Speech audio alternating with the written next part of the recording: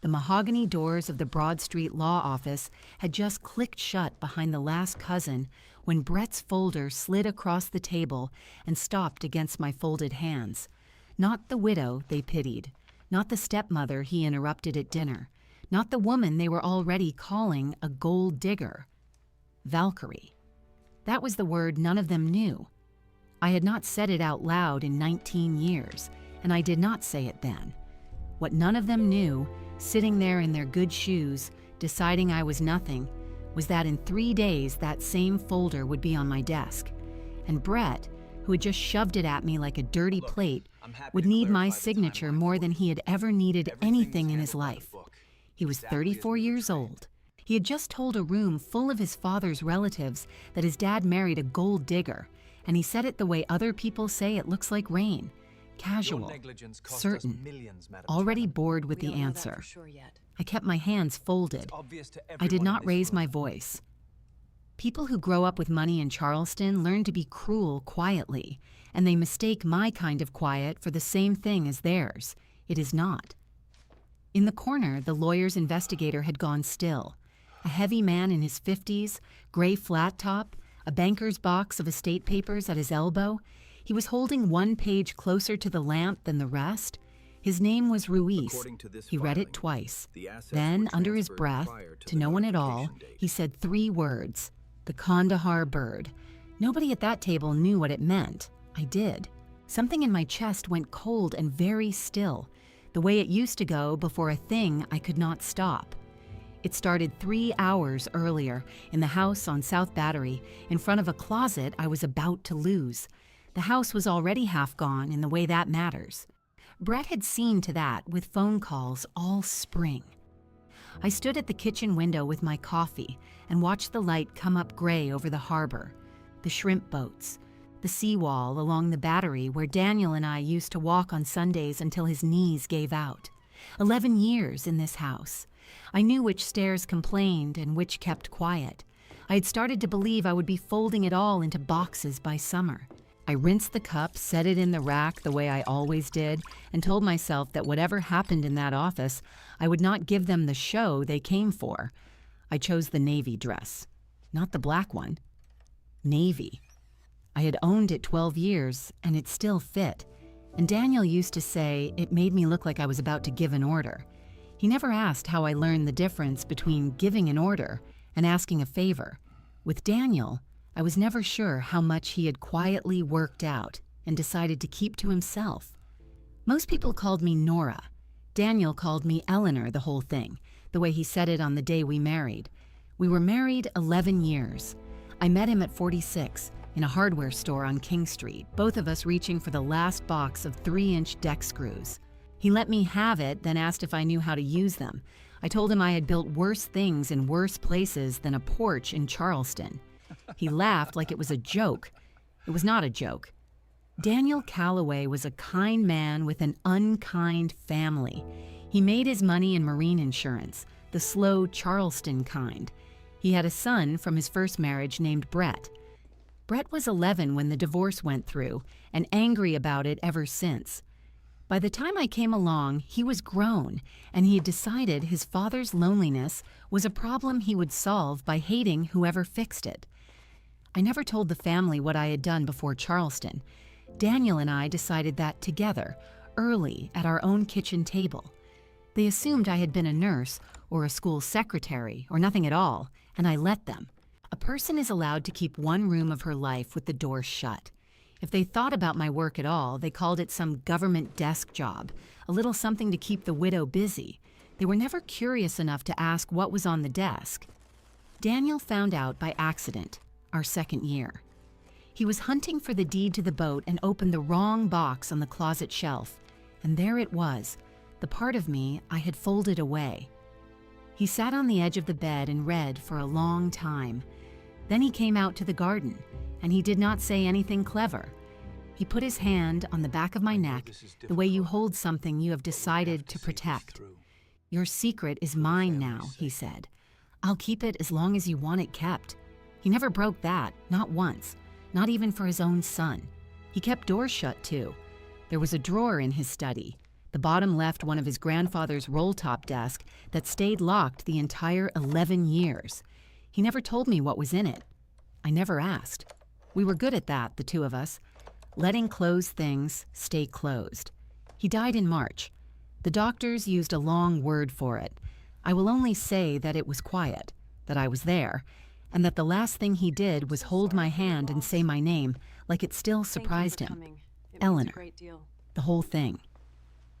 Then the family arrived and the kindness left the house with him.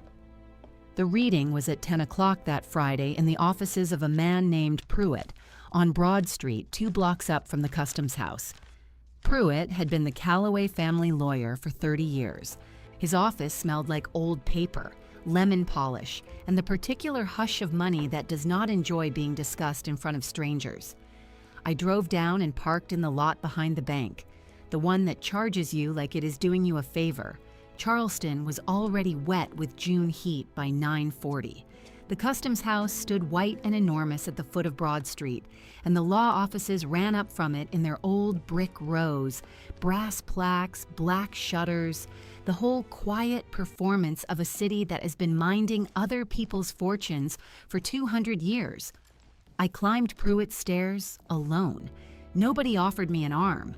I wore the navy dress and sat where he put me, at the foot of the long table, while the cousins filed in, the Calloway summer on Kiowa, and spend the rest of the year disappointed in one another. They had dressed for the occasion, linen and pearls and the kind of tasteful black that costs more than my car. 8 of them came that morning. I knew maybe 4 of the names. They knew exactly one thing about me, and they had agreed on it long before they sat down. Brett came in last in a golf shirt and the loose walk of a man who has always been told the room is his. He was in his 2nd year of the long road to becoming a SEAL, and he wore that fact like a crown somebody had already set on his head. He took his father's chair at the head of the table before Pruitt could say a word about who sat where.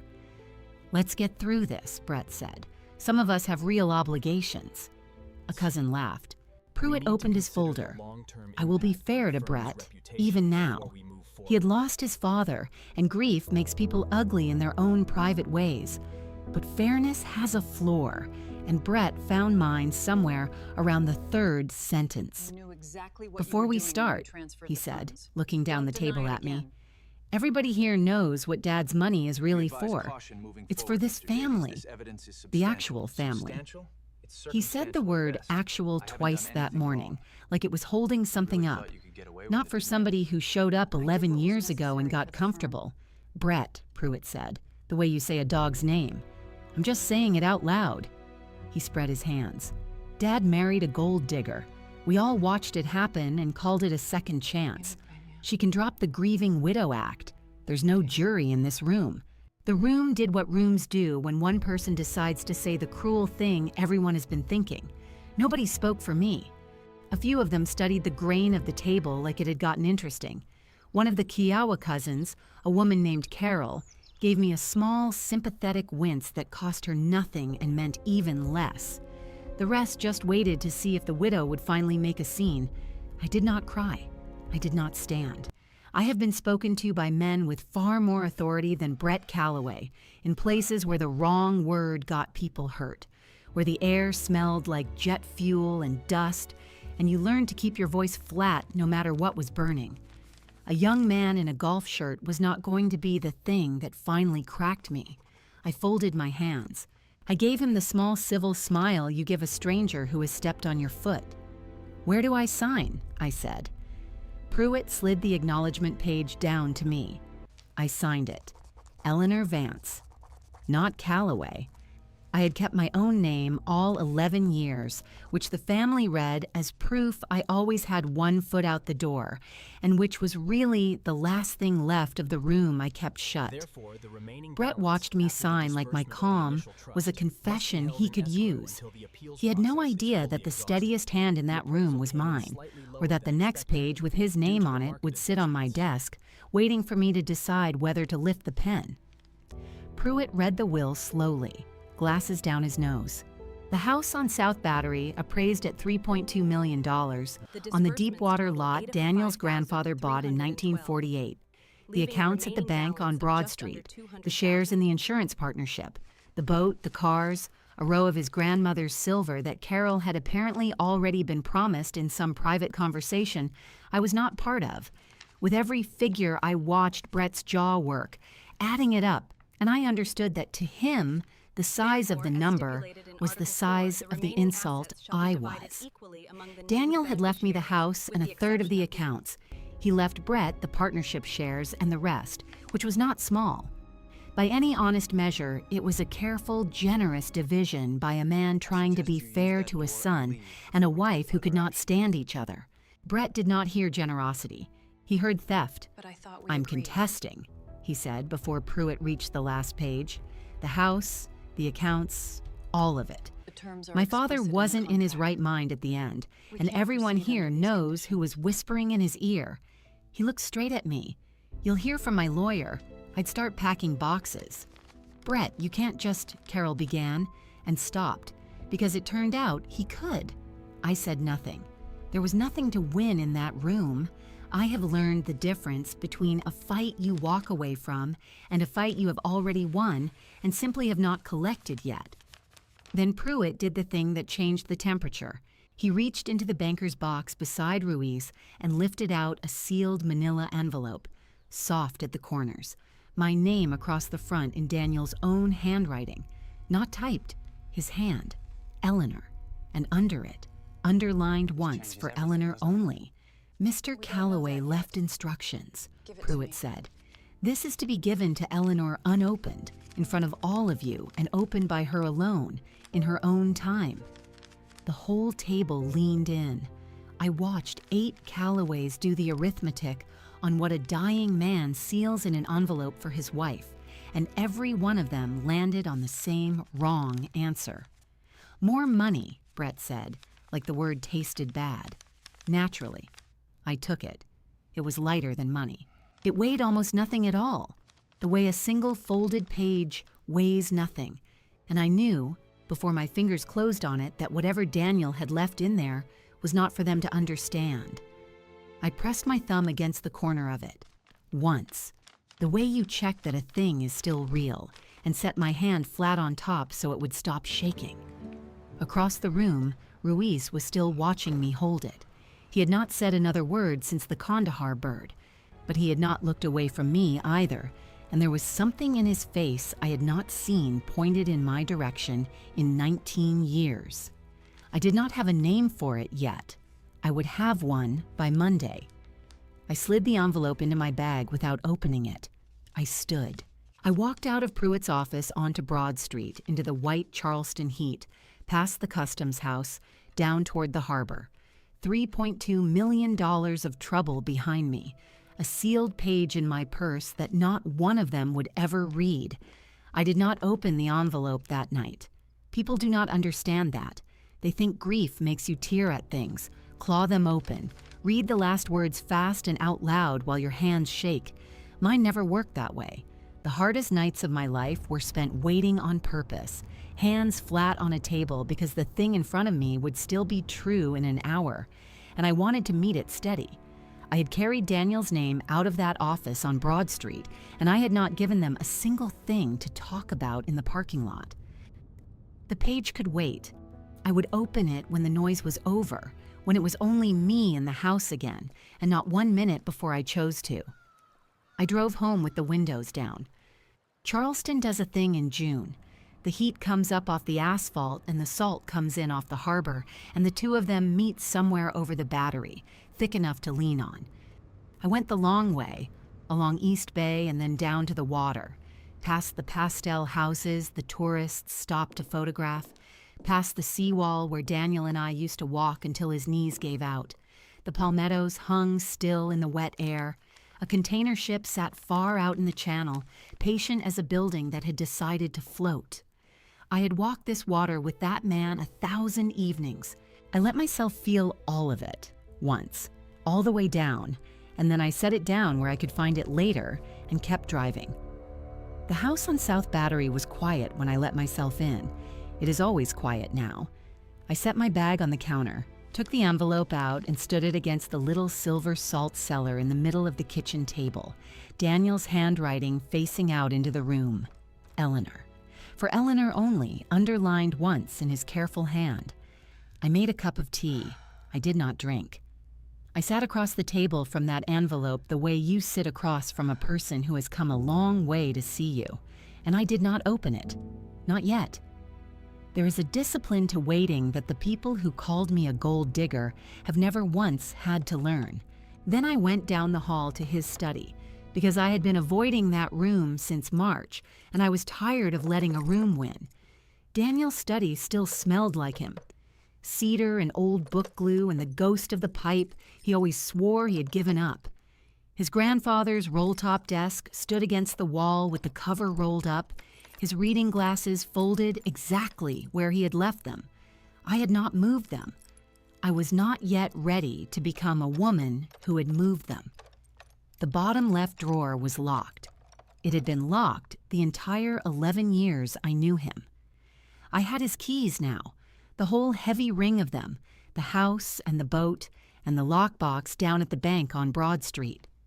I knelt on the old heart pine floor and tried them one at a time, the little brass ones, the worn ones, the single key that looked too new to belong to anything of his. Not one of them fit. The lock was a small oval mouth that swallowed nothing I owned. I sat back on my heels and looked at that drawer for a long while. 11 years I had let it stay shut, because we were good at shut doors, the two of us. It was the thing we understood about each other before we understood anything else. Now he was gone, and his door was still keeping his secret, and I found I could not be angry at it. He had kept mine for 11 years and never once set it down. I could let him keep one of his own a little longer. I went to bed. I did not sleep much. I have never needed much. Saturday came and went in the fog you keep mistaking for calm. Carol telephoned once, all sugar, to ask how I was holding up and whether I had given any more thought to the silver. I told her the silver would keep until the estate was settled. The warmth went out of her voice like a tap shutting off. That afternoon, a letter arrived by courier, heavy cream stock, a downtown firm's name embossed across the top, Brett's lawyer, a notice of intent to contest the will, phrases like undue influence and lack of testamentary capacity, which is the costly way of dressing up the same sentence a frightened young man had already shouted across a conference table for free. I read it once. I put it in the drawer of my own desk, the one that opens for anyone. Then I made supper for one, and I watched the light go pink and then gray over the harbor, and I did not cry. I had already decided how Monday was going to go, and Monday belonged to me. Sunday, I walked, because sitting still in that house had started to feel like surrender. I went down to White Point Garden at the very tip of the peninsula, where the two rivers finally give up their argument and become the harbor. Old men stood along the seawall with their lines slack in the brown water. Children climbed the black cannons the city keeps there like furniture. A bride was having her photographs taken under the live oaks, sweating bravely through her smile. The world was going on, indifferent and lovely, the way it always does. I watched a pelican fold itself up and drop into the water like a thing that had decided. I thought about the sealed envelope waiting on my kitchen table, Daniel's handwriting facing an empty room. I did not turn back for it. Some things you open only when you are certain your hands will be steady, and mine were not steady yet. They would be by the time it mattered. They always have been. Here is the part the Callaways never once bothered to learn. Before Charleston, before Daniel, before the navy dress he said made me look like I was about to give an order, there was the other life. I had worn the uniform 30 years. I came up the slow, hard way, the way that did not happen to women very often back then and did not happen quietly when it happened to me. By the end of it, I did not fly the aircraft and I did not kick the doors. I sent the people who did. I learned every last one of their names, and I signed for every one of them. And more than a few times, I stood on a flight line in the dark and waited for something to come back that everyone around me had already, gently. written off. There was a night in Kandahar. I will tell it properly later, when the right person is in the room to hear it told. For now, it is enough to say that a helicopter went out into the dark, and it got hit, and then it got hit again, and that I did not give the order to turn back at the moment. Turning back would have been the sensible thing. The men who were there gave me a name for it afterward. They did not ask me whether I wanted it. That is how those names are handed out. You do the thing, and the people who watched you do it decide among themselves what to call you, and the word follows you the rest of your life, whether you ever wanted to carry it or not. Valkyrie. I had not said it out loud in 19 years. I had folded it into a box on a closet shelf and built an entire marriage on top of the lid, and I had been happy, genuinely happy, being nobody but Nora. The widow they pitied on Friday had no need of the word, but the word was still mine, and it was about to walk straight back into my life, wearing my stepson's face. When they retire someone like me, they do not let you go all the way. They rarely do, with the people who know where the files are kept and what every line in them means. I took a position most people have never heard of and could not stay awake through a full description of. I am a senior records clearance officer for Naval Special Warfare personnel. It is not a job you brag about at a dinner table. It is barely a job you can explain at one, which suited me and suited Daniel and suited the quiet life we had built behind our two shut doors just fine. Monday morning, I put on the Navy suit, not the dress, the suit, and I drove out across the Cooper River to the naval side of things, where the live oaks give way to chain link and guard shacks and the flat, practical buildings the public is never invited into. I showed my badge at the gate. The young sailor in the booth read it and straightened, and his shoulders found a discipline they had not had a half-second before. He waved me through with real care. I parked in the space I have parked in for 6 years and carried my coffee inside. My office is not an impressive room. That is rather the point of it. Gray carpet, a flag standing in the corner, a window with a view of a parking lot, and a desk that does not look as though it decides anything at all. But everything that crosses that desk decides something. When a man wants to go to the places this country sends only its most trusted and most dangerous, his file climbs a long ladder of people who check it and initial it and pass it up a rung. And near the very top of that ladder, before the last door will open for him, the paperwork comes to rest on a desk like mine and waits for one particular signature. Not a clerk's, not a captain's. At that level, the clearance requires the counter-signature of a flag officer attached to the records authority itself. There are not many of us anywhere. In this building, there is one. My aide is a sharp young petty officer named Hale, who squares the morning's folders to the corner of my desk at 8 o'clock every Monday and has never once been late doing it. She brought the stack in, said good morning, told me I looked like I had not slept, and had the good sense not to push it. I worked down through the pile, a re-enlistment, a clearance renewal for a man I had signed for twice before, and would gladly sign for again, a transfer request from a chief who wanted to be closer to a sick mother, the ordinary, enormous weight of other people's lives moving quietly through their channels, each one passing under my pen and going on. Then I turned a folder face up and read the tab, and the room went very still. The particular kind of still I had not felt since a heavy man in the corner of a law office held a single page too close to a lamp and said 3 words to nobody. Calloway, Brett, Special Warfare Candidate, Deployment Clearance, Expedited, routed for flag counter signature. You have already worked out whose desk it had come to. Brett had not. He had spent the better part of a year telling anyone who would hold still that his packet was being fast-tracked, that he had pull, that the right people knew exactly who he was.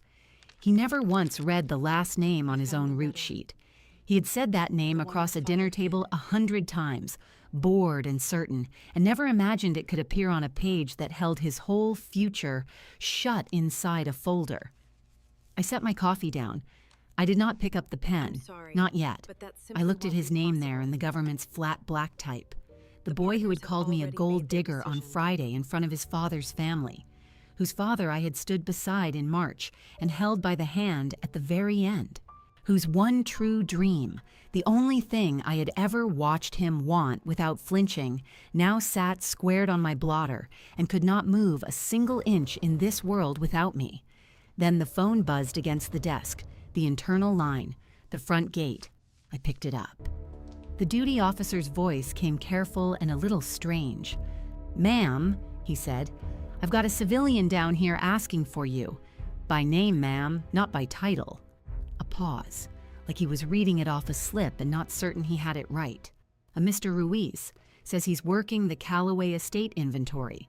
Says to tell you, and I am only repeating it, ma'am, he says to tell you the Kandahar bird made it home, and that he would be grateful for 5 minutes."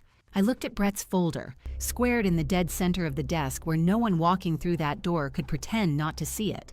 "Send him up," I said. The mahogany of Pruitt's office felt very far away on the naval side of the river. I sat behind my desk with Brett's folder squared on the blotter where I had left it, and I listened to the elevator settle on my floor, and I waited. The corridor to my office is short and gray, and lit the way every hall in every building like this one is lit, evenly and without mercy, so that nothing in it ever throws a shadow worth keeping.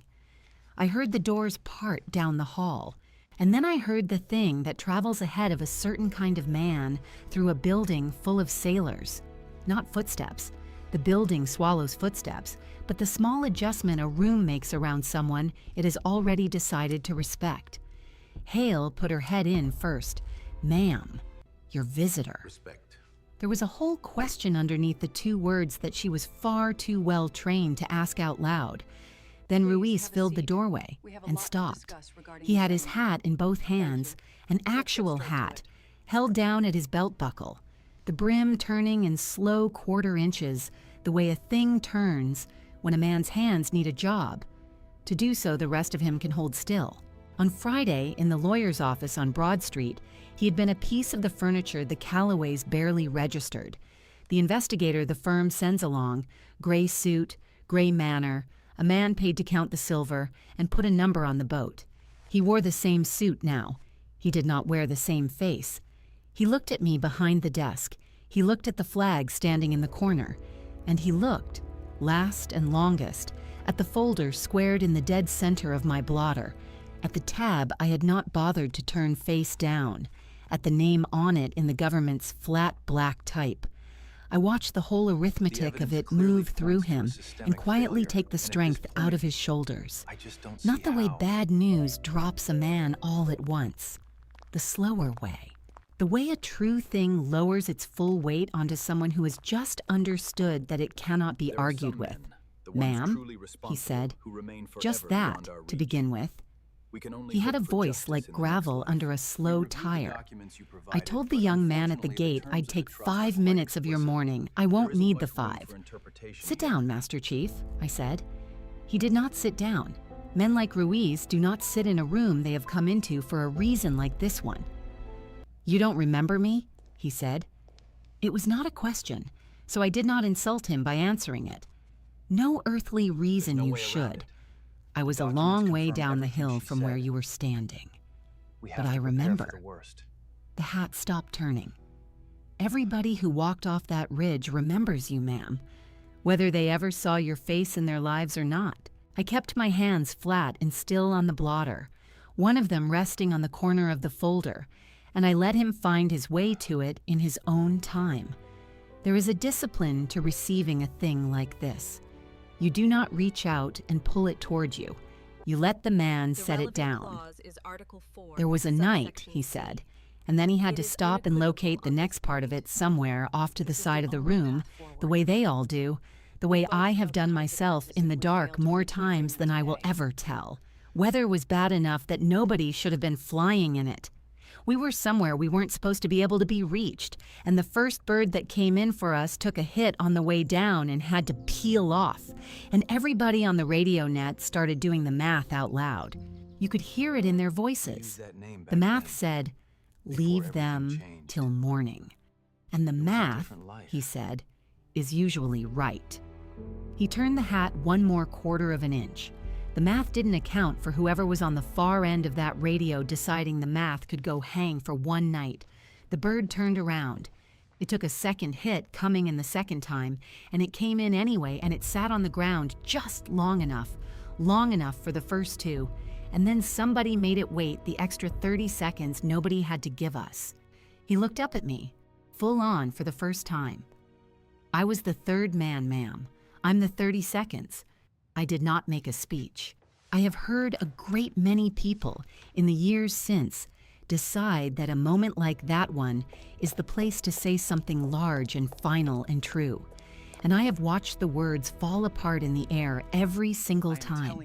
So I said the only thing I have ever found that holds its shape. You made it home, Master Chief. That's the whole job. The rest of it is just paperwork." His jaw worked once. He looked away out my window at the flat, practical parking lot and the chain link and the gray line of the Cooper River past it, and he gave himself a moment I pretended not to watch. "They had a name for whoever that was on the radio," he said, quieter now. "The men made it up amongst themselves, the way they do. You don't get a say." I carried that name around 19 years not knowing it had a face, let alone a. He stopped. He gestured with the crushed hat at the office, at the desk, at the flag, at me, and he could not finish the sentence, and I did not finish it for him. I knew the word. I had carried it a great deal longer than he had. Some words you do not get to set down by saying them out loud in a quiet room with a kind man. They have to be taken back out of you in front of exactly the right person at exactly the wrong time for them. And the universe, which has a sense of timing I have long since stopped admiring, chose that exact moment to send me the right person. There was a sound in the corridor, the specific sound of a young man who has been asked to wait and has privately decided the asking does not apply to someone like him. A voice I had heard 4 days earlier pitched to carry across a conference table. The voice that had said the words "gold digger" to a room full of his father's relations while I smiled and signed my name was now telling somebody in the hall that he did not need an appointment, that his packet was time-sensitive, that he would speak to whoever actually put their signature on things in this building and not to one more clerk with a clipboard. And then Brett Calloway came through my doorway on the strength of his own momentum, and the morning turned over. He had his service khakis on, knife sharp, a young man who wore the uniform as though he had personally thought of it. He had a folder of his own tucked under one arm, his copy of the very thing that was lying on my desk. He took 2 strides into the room with his mouth already open on the next demand, and then his eyes landed on me behind the desk, and the sentence died in his throat with its legs still kicking. "Nora?" The voice that had been so certain out in the hall came out of him small and bewildered, a boy's voice from before he learned the other one. "What are you? You can't be in here. This is a secure." He stopped. His eyes went down to the nameplate on the front edge of my desk, the small engraved block of it that I have never once in 6 years felt the need to look at myself. "You think you know what a grown man's face does when the floor goes out from under everything he has decided about you. You do not." I watched him read it.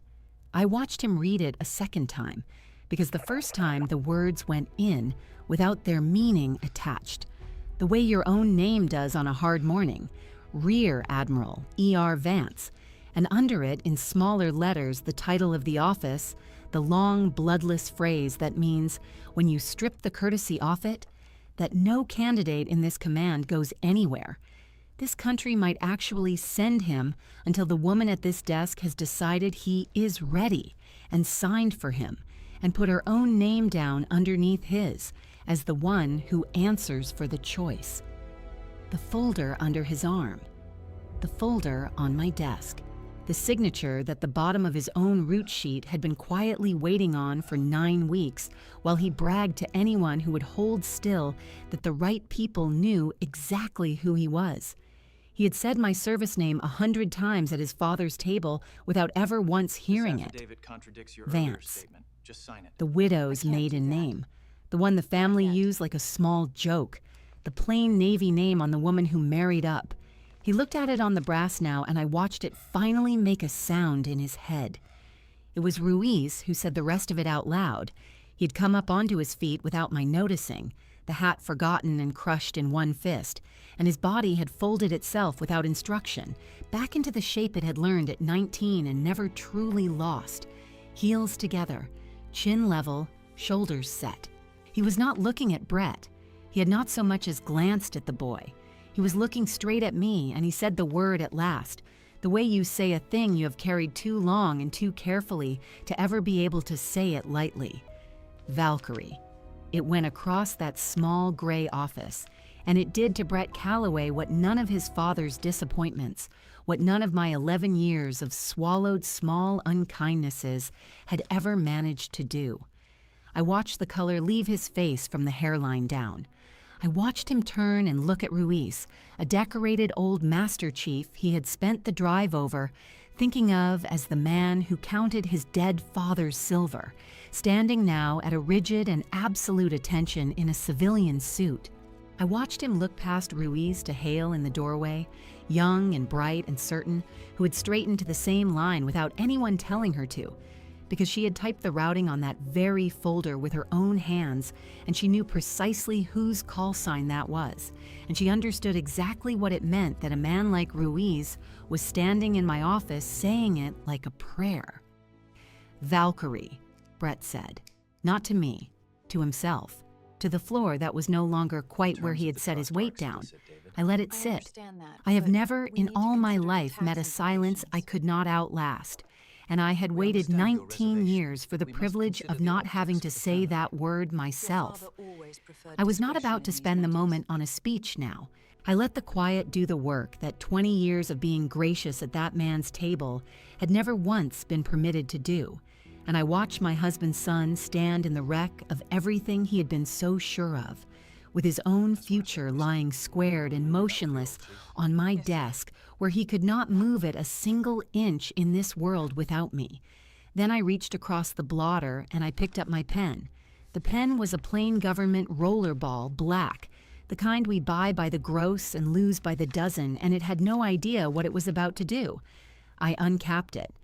I squared the folder a quarter turn so the signature block came to rest under my right hand, where it always rests, because a clearance is not a favor, and it is not a blade, and it does not get signed sideways in a temper. I read it first. I would like that known by anyone who ever hears this told.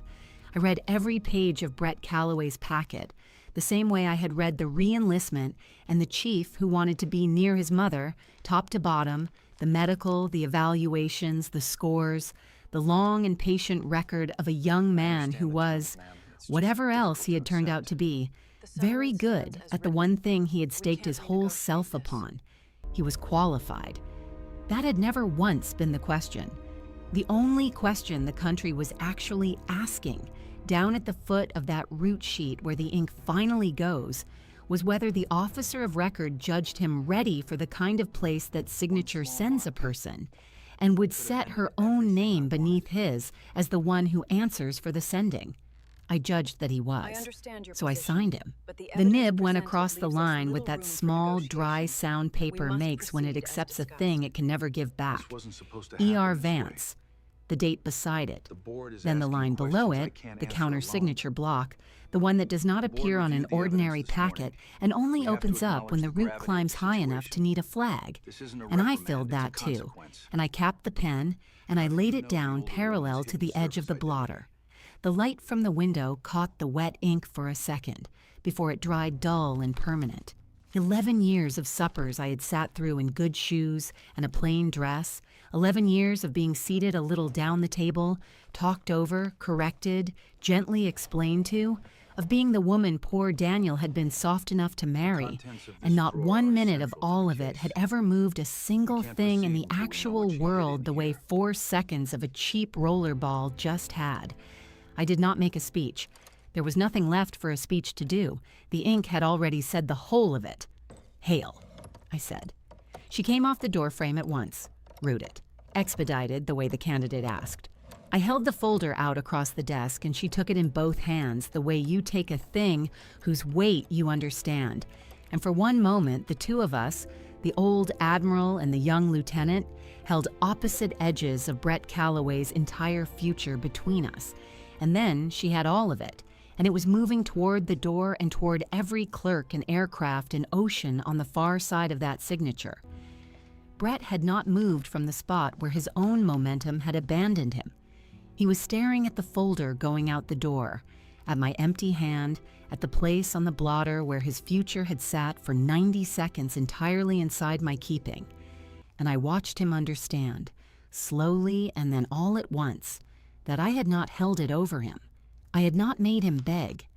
I had not made him stand there and earn back the right to it, one humiliation at a time. I had read it and signed it and sent him on toward the thing he wanted more than he had ever in his life wanted my good opinion. "You signed it," he said. There was nothing left in his voice of the hallway, nothing of the conference table, nothing at all of the word he had handed me on Friday in front of his father's cousins. It came out almost as a boy's voice. You could have stopped it. One initial. Why would you? "Because you are ready," I said. "It was never mine to keep from you. Whatever sits between you and me at somebody's dinner table has no business anywhere near a root sheet." That was when Master Chief Ruiz spoke again, and this time he spoke to Brett. The first words he had given the boy since the doorway, and he gave them low and even. The way you tell a young man a true thing you would much rather he had come to some softer way. "Son," he said, "you want to know how I knew her name?" Brett did not answer. Ruiz had not truly been asking. "I have spent the better part of 2 weeks in your daddy's study," Ruiz said, counting up what a man leaves behind him. "The firm sends me to do exactly that, and I am good at it. And you learn a whole house by its drawers, by what a man bothers to lock and what he leaves open for anybody to find." He turned the crushed hat once more in his 2 hands. There was one drawer in that desk that nobody on God's earth had a key for. Not the housekeeper, not Mr. Pruitt, not you. An honest inventory does not get to skip a locked drawer. So I had a man come out and open it, slow, no damage to the wood, and I stood there while he worked, because standing there is the job.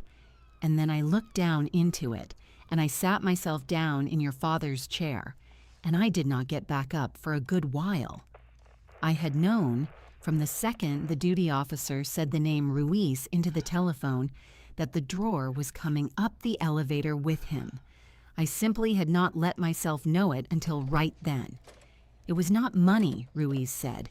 It was not deeds or bonds or one single thing the rest of that family has been circling since the funeral flowers were fresh.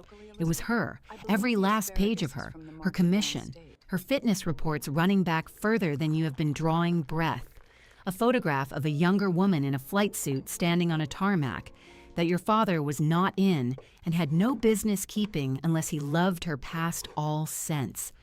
And underneath the whole stack, in a flat blue folder, a citation with a star on it that I have read maybe 4 times in my life, and not one of those times sitting down.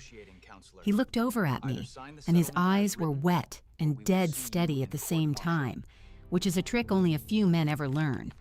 A man does not lock the truth of his own wife in a drawer and tell not one living soul for years because he is ashamed of her. He does it because she asked him to, and because he would have walked straight into that harbor before he broke faith with her. The office was very still. Hale was back at the door frame, the folder already gone on down the hall. The evidence is quite Far clear, off through the Counselor. glass came the flat working heartbeat of the At this bass point, I on a don't see a Monday, path forward a that doesn't forklift involve somewhere, sanctions. a single whistle, the Cooper River leaning on the seawall, all of it indifferent and going on. So I will tell you the last of it now. The Y under the locked drawer and the Y under the sealed envelope I have carried in the bottom of my bag since Friday and have not once opened. At the reading, they all leaned in toward that envelope.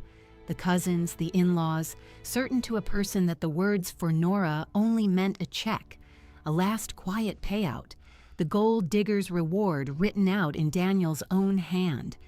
It is not money. It is my own citation, the copy I handed him years ago to keep for me. Come home at last, and a few lines from him laid on top of it that I do not need to break the seal to read. I asked Daniel to keep all of it secret. The rank, the award, the call sign, the night a helicopter went back up into weather it had no honest business in and came down out of it heavier than it went. I asked him on only the second evening I ever spent in his company, on a bench down on the Battery with the harbor going purple and then black in front of us and the palmettos ticking in the wind off the water, when he found out almost by accident what I did and what I had done, and his whole good open face filled up with that particular awe I had spent the back half of my life learning to dread. I had been 30 years the voice on the far end of a radio, the one who works the arithmetic everyone else is too frightened to say out loud, and then decides to throw it out, and then carries home every name the deciding did and did not bring back. You do not get to lay a thing like that down by retiring out. It follows you into the grocery line. It sits across from you at every dinner where some kind soul finds out and goes quiet and reverent and never again sees your face, only the weight standing behind it. I told Daniel that night that I had no shortage of people who would salute me. What I had never once had in the whole of it was a single table on this earth where I got to be no one in particular, where I could be corrected about the wine and seated below the salt and underestimated clean down to my plain shoes and just be his, just Nora. A quiet woman who married a Charleston man and wore a quiet dress and let his loud people think whatever small, easy thing they needed to think about her. He never told a soul, not in 11 years. Not when his own son said that word across the table with my hand still wet from signing away any claim to a dime of what Daniel left. He honored the one thing I ever asked him to carry, and he carried it the whole way to the end and a little distance past it, into a locked drawer and a sealed envelope with my name on the front in that terrible slanting hand of his. And the price of his keeping faith was that every person in Pruitt's office got to look straight at me and see precisely nothing. I chose that price. I want that part remembered too. I bought my quiet with their contempt on purpose, with my eyes wide open, and I would stand at that counter and buy it all over again. The contempt was always going to come cheaper than the wait. Now Brett knew. And the strange thing, the thing I had not planned and could never have arranged, was that the knowing did not draw him up taller. It made him smaller in the right way, the way a person finally goes small when the costume comes off and there is only a young man left inside it who badly misjudged something enormous and is doing, far too late, the sum of what it cost him. What came after came through the plain machinery of institutions, which grinds slow and does not care in the least how a person feels while it turns. Pruitt filed his motion that same week. Brett's move to contest the will went up in front of a judge who read the estate inventory, read it through again, and set the entire contest on hold, pending the finished accounting, because a man's people cannot fight over what he left until they have honestly counted what he had. And what he had, as it turned out, included a flat blue folder he was under no earthly obligation to keep. Daniel's copy of the citation went into the court record on a Tuesday, stamped and dated by a clerk, who I am told read it once under her breath, and then read it through a second time. The Navy did the one thing the Navy does when a name and an award number get entered into a proceeding. It went to the archive. It pulled the original. It confirmed, in the flat, certain language of a system that holds no opinion of its own, that the award was real, that the date was real, that the woman was exactly who the paper said she was. and in a database that had carried me 6 years as next of kin, as spouse, as a single line tucked under Daniel's name, a field was quietly corrected, and my rank went in beside my own name, where it sits now for every clerk and every officer who will ever pull that file after me, so that the next of them down the line does not have to be told twice whose record they are holding. I did not see Brett for 3 days. Then on Thursday, he was waiting at the foot of the office steps when I came in his service khakis pressed to a knife edge, his cover under one arm, no folder this time and no demand left in him anywhere, only a young man standing in the gray Charleston damp with the live oaks dripping behind him and the low tide smell of the harbor coming up the street.